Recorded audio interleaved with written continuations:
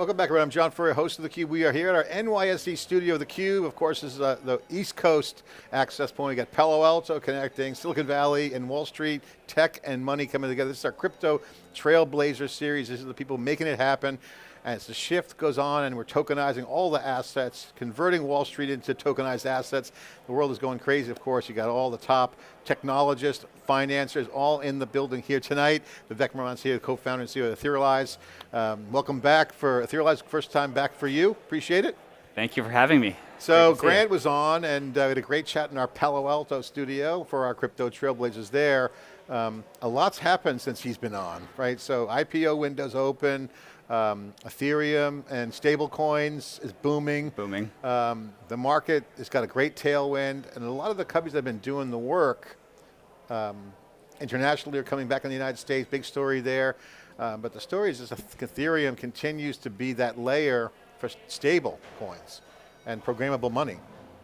I think that the ecosystem's been working for a very long time for this moment, and we had every single tailwind you can possibly ask for converge at the same time. The Genius Act passing is a huge, huge milestone because it codifies blockchains into law.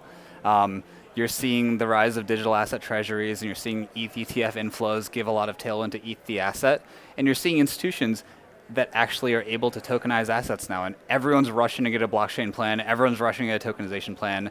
Most of that's happening on Ethereum. It's a really exciting time to be here. And don't forget the Clarity Act too, that brings the regulation and the I won't say laggards, but the folks that have to catch up fast, which is how do you regulate that stuff? Because once that kicks in, the floodgates are going to open up even further because now all that measurement's in place for the money. That's part of the reason. People say that stablecoins were the ChatGPT moment for Ethereum, which is absolutely true, but I call it the ChatGPT 1.0 moment. The second we have the Clarity Act pass, and you can have frameworks for broader tokenization, deeply honored to, I testified in front of Congress about the Clarity Act, about the benefits of it, benefits of decentralization tests. It's been a surreal 6 months, but once Clarity Act passes, then you're going to get ChatGPT 2.0, which is the tokenization of everything, and that's where Ethereum really gets to Vivek, take us through which dots connect when that happens, because you're seeing a lot of shoes drop, as they say, very accelerated. Reminds me of when NVIDIA 2 years ago started really accelerate on the AI side, then it just continued to thunder away. We're kind of in that kick up right now on the acceleration. What happens next? What's going to go on? More entrepreneurship, obviously, more building, more money being, assets being tokenized. What's going on? Tell us what's happening. It all starts with stablecoins, tokenized versions of the dollar, which found such ridiculous product market fit. $170 billion of stablecoins on Ethereum in the network. But that's the tip of the iceberg because the world's a lot bigger than just tokenized dollars. Last year, Larry Fink was out there saying that every single asset will be tokenized, and that was very visionary, but it was early. Now with things like Genius and Clarity Act, we actually are at the cusp of every single asset being tokenized. Once that happens, you're going to have trillions and trillions of assets coming on chain, transacting in a programmatic manner. You're going to have the internet moment for finance. Yeah, you know, the thing about technology, which I love, is that it's a disruptive enabler. And that's the key words, disruptive, enabler. Disruption could be bad or good. So when you're enabling things like Ethereum does with open, decentralized ecosystems, things flourish. In the internet days, information was commoditized and democratized. Great. Information flows faster. High frequency trading, access to information, we get smarter, but with blockchain and crypto, DeFi and TradFi, that's value being democratized. Exactly right. Okay, so now that's money. Not just money, but value. And assets. It's assets. Assets are valuable. That gets people's attention on Wall Street, because it's now money and assets, not fantasy or, oh, information's available, which they're used to. Talk about that dynamic, because that moves the needle, because that makes it not only just real, impactful. A lot of Wall Street, and the reason we started Etherealize was because a lot of Wall Street still operates on, honestly, it's Stone Age technology. It's still on phones and faxes and paper confirmations and wire transfers. Everyone wanted the industry to upgrade. It just, the technology hadn't been ready and mature and have regulatory backing. So people have been around blockchains for 10 years. The banks all know how Ethereum works. The asset managers know how Ethereum works. They've been waiting for that moment of clarity, no pun intended, and that all came right now. So I think that being able to take assets, digitize them for the technology age, put them on public blockchains like Ethereum, the most secure, the most decentralized ones, and have them flow value, it's positive sum. It actually adds revenue, it cuts costs. It's the most positive sum technology I've ever seen. Ethereum is the most important technology I think we've seen come across other than AI in the last and I love the programmability. I've always loved the smart contracts. I think that's the future. Zillions of smart contracts will be out there. Agents are going to come on board. 100%. A lot of stuff's going to happen with software. Software's eating money. Not the world anymore. But I got to ask you about the product market fit comment you made. Stablecoin, amazing product market fit, totally agree. Let's talk about other products and other product market fit. One of the things that's coming out of this crypto Trailblazers series is an observation that I have of new products that no one's ever thought of is emerging. And there's some easy knockdowns like staking, doing combinations of products, because now you've got value that you can keep, okay, and make it work for me. I am basically creating a collateral document, credit, for me while it goes up in price. So if you look at the Ethereum price and Bitcoin, it's still projected to go skyrocketing. What's your thoughts on this idea of productization? Put your product manager hat on, be like, okay, if I'm a young gun or a senior person in the industry, work at the big firm, I could just replicate something that I see as inefficient or do it better and actually disrupt and take territory down. Or, hey, I got some Ethereum, I'm just going to move all my money into Ethereum and stake it and buy a house and watch that go up in value. I think it's one of the, Wall Street doesn't upgrade very often. There was the .com, then there was after the 2008 crisis, we needed to have some upgrades, some reforms. The technology is too positive sum. It's not even disruptive, it's not even displacing anything. It just allows for more productization, like you said. So while our first focus as Etherealize was helping grow the Ethereum ecosystem, the ETH price is very, very important for that to become a store of value. That's starting to happen. I think there's a lot further to go for that. But now we get to put our product hats on and we get to say, how do we create more tokenization? How do we bring more yield onto Ethereum? And then once we have tokenized assets and yield on Ethereum, how do we create structured products? You couldn't before very easily put together a tokenized stock and a tokenized bond and package them together as a new product for people to invest in. Now you can with tokenization. So you can mix and match any asset with any, you can customize anything, and that's something that's only possible when everything is digitized and everything has software behind it. Yeah, Vivek, that's a good point. I asked another expert who was on, I forget which guest it was on theCUBE. I said, yeah, when I hear all this awesome product, which by the way, I'm totally agreeing with you on, I think of that movie, The Big Short. You know, a CDO of a CDO of a CDO, everyone knows that movie where it's like a tranche here, whatever. It's basically a mangled up set of assets. And I brought that up as a reference, and the answer was, well, it's more efficient and transparent now. So it's like you have now software. So the answer was, yeah, there might be commingling of things, or mashups. I don't know what word to use, but software can solve that. So talk about that dynamics. I think this is an important part that if you're not in the software industry, you might not get that. That is not an apples to apples kind of comparison.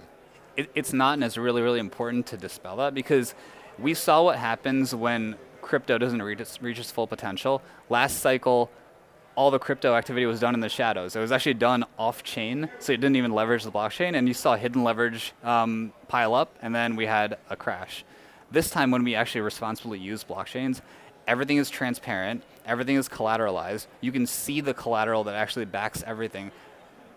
The ability for the system to crash because of hidden leverage is literally impossible because everything is on a blockchain. So the more we actually use this infrastructure, ironically, it's the more hardened it gets and the less there is the chance for a systemic crash. So I think you can have the most esoteric structured products, but they're all going to be transparent, they're all going to be collateralized, and that's the real future. Programmatic. I would just to reiterate that point, because I'm a pro open source person, as everyone knows who watches theCUBE. Open source had the same kind of shade thrown on in the early days, even in the 90s. It's like 80s and 90s. Like, it's open, everyone can hack it. Well, also, everyone can see it too. So you had the most stable, most productive eras in software development in the history of the world was done under the open source regime, period. Exactly. There's no other comparison. Proprietary lost every time. Yep. That's exactly right. Think about your business now, because I want to get your thoughts. Since the last time I talked to you guys, Grant was in Palo Alto. Yeah. Seems like years ago. It Probably seems like just years like ago. yesterday. But a lot's changed. What's going on with you guys? How's the worldview evolved for you? Obviously, super exciting, some of the progress on Ethereum and all the things you just mentioned. What's going on with your business momentum? What's some of the things you're working on? What's changed? Obviously, the market's hot and heavy right now. We just announced our fundraise. It was a pretty large fundraise to evolve our company from an Ethereum ecosystem company, which we will always do forever. Ethereum ecosystem has to be front and center. But now is the time to productize, like you said. Now is the time to build infrastructure. If all of Wall Street, all asset managers, all banks are ready to adopt public blockchain infrastructure, then we should be there to help them and hold their hand through that process. There aren't enough developers, there aren't enough infrastructure and product builders for responsible adoption.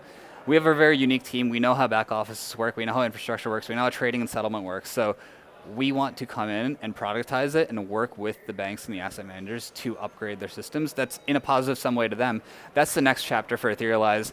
We're still going to keep saying ETH's the greatest asset ever. We're still going to keep working with the whole ecosystem, and that'll go on in perpetuity. But now it's time to productize. It's in escape velocity mode. Yeah. We had Maya on. She's the CEO of FG Nexus. She just went public. She made a comment. She said, all in 10, 20 years, I think it might be sooner, all of Wall Street will be tokenized. That was the statement she made. Yeah. That's fair, I think. That's a fair statement, given the time frame she mentioned. But when I talk about DeFi and TradFi, being from Silicon Valley, it's kind of like it's like back end and front end. Like, oh, I get it. So talk about this, because you guys have both views. Back end expertise, okay? So that's pure tech. Think like cloud computing at scale, distributed computing. Those are technology, nuts and bolts. Exactly. Got to get nailed down. Then there's the front end. When you think web, user experience, web 2.0, an app. I'm envisioning a world where it'll be like that very quickly, where you don't even know where the money came from or care. This is kind of what we're seeing. What do you think of that statement? Yes, do you agree, or what's your reaction to that? And what has to happen to make it completely seamless to a user who just wants to get paid, like a Venmo? I actually think that the way Ethereum will win is when it is the invisible backbone of every single financial transaction. It is the perfect back-end software. It's a perfect back-end layer where all assets can be tokenized and move around and trade. But the beautiful part is banks, asset managers, payments providers like Venmo, they can build their own front ends on top of it and just plug into Ethereum. So our goal is to rewire and plug Wall Street into Ethereum, plug payments processors into Ethereum. I think the back end is really, really important, because that's how we build the next foundation for a secure financial system. But the front ends are going to be, honestly, as we know them. You're going to have Apple Pay for payments. It'll settle on prompting. Who do I need to pay today? Exactly. There'll be prompting. It'll search. Your agent took care of it. Exactly. That's the future. Explain to the folks who are watching why Ethereum will be the backbone of financial tokenization layer. If they haven't been following the recent Ethereum, they hear a lot of other things out there. This powers stablecoin, this does that. Why is Ethereum so well positioned for being the backbone, the back end of financial ecosystem? There's two reasons, and I think they're the two complementary reasons that will allow Ethereum to win. One, it is the most decentralized, which means the most secure, which means the most global network on the planet for tokenization. So when you ask an asset manager, when you ask people that manage risk, they need to put their assets on the most decentralized, secure blockchain. That's hands down Ethereum. That's why that's a winning spec, basically. That's a winning spec, and it's because it's been designed that way from day one. It didn't start off as a VC chain. It didn't start off as a company chain. It started off as a decentralized chain. Kind of like the internet. Kind of like the internet. The only other chain no one owns it. So that's what was one of my lines in Congress is a system that is owned by none, but it's accessible by all. And so Ethereum is owned by nobody, and that's why the financial system will use it. But on the flip side too, I always like saying Ethereum's not a charity. You can make the most money by using Ethereum. By building a layer 2 blockchain on top of Ethereum, companies can have their own chains, they can have their own customizations. The profit margins on Ethereum and layer 2s are like 90-95%. So they can actually make a lot of money, have their customers customize their chain and plug into the universal. They can have their cake and eat it too. They can basically plug into the global ecosystem now, full payment settlement backbone, Exactly. and have unique intellectual property. Sounds like the AI value proposition. That's I mean, right now in the AI world, as you know, all the on-premise action is going on. They're building out the AI factories because that's where their proprietary data is. Yep. Now, that's kind of a weird analogy, but if you look at having their own chain, they'll probably do the same thing for that too, right? And it's fully customizable. You can have it as permissionless as people want. The spectrum for innovation on layer 2s is infinite, and that's why you're seeing all the major exchanges. Yesterday, a South Korean exchange, Upbit, announced their layer 2 on Ethereum. It's global. This is happening globally. People are building layer 2s as their companies, and it all plugs into Ethereum. And it is like the AI analogy. Well, I'll have to hit you guys up to get some mentoring on the CUBE chain. We want to roll out the CUBE coin. We've been waiting to launch since 2018, exactly. when the ICO market went belly up. I have to ask you about the Congress experience. What was it like to present in front of Congress as they try to figure out, because now you're basically talking to lawyers. Yeah. For the most case, some techies in there, but for the most part, thank God we got David Sachs and good crew in there from the tech side. But most lawyers, I mean, most House members are lawyers, or they're, the classic, the internet's a series of tubes. We've seen that meme. What was it like, and how did it go? It was a civic duty, so I'm very, very honored to have the opportunity to represent Ethereum. Ethereum wasn't really represented in the US government for a while, so we got the tap for it, and I'm really, really honored to be able to do it. It was one of the more inspiring and motivating things that I've ever done, because both sides of the aisle want responsible crypto innovation. I actually didn't see very much difference between Republicans and Democrats. Crypto is nonpartisan. Crypto is an infrastructure layer. Everyone knows it improves the financial system. Now that there is some momentum and impetus to actually integrate crypto into the US financial fabric, everyone wanted it. So everyone's willing to learn. Congress people are willing to learn. We talked to the SEC a decent amount. They're the most open they've ever been. It's a completely different regime than before. I mean, it's one of those things, it's like, how could you not love liberty, justice for all, democratization, access, meritocracy, freedom? I mean, these are all the principles. I mean, what else is there? How do you fight that? You don't. It's nonpartisan, and it's what the country was founded on. The fact that we're bringing that here, everyone wants it. It was just very inspiring to see both sides of the aisle. All the regulators want to responsibly innovate blockchain innovation. That's part of the reason why we're accelerating, because we need responsible innovation, and we can't have the wrong kind of adoption. And so we're focused on the right, secure, safe, institutional adoption. All right, well, you guys are awesome. We love following your company. Thanks for coming back on theCUBE. Great to have you here. Honored to sit next to you, doing the civic duty. I would have gone if I was tapped, but no one wants to hear what I think. Of course, I got a lot of data in the CUBE AI brain. But talk about your company now. You got the raise. How much did you guys raise? Give some stats. The raise, what are you going to do with it? What's the focus? Use of funds? What's the goals?